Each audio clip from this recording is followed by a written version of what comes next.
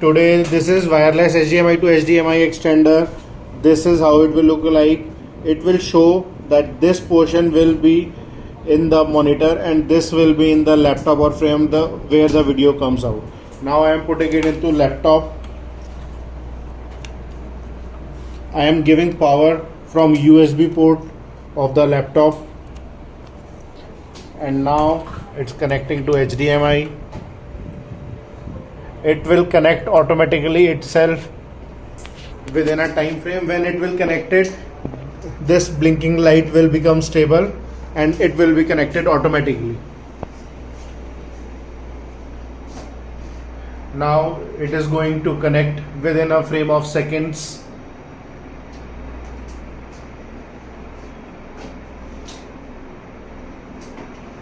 This is a new HDMI extender in which video and audio both can be transmitted through a wireless signal.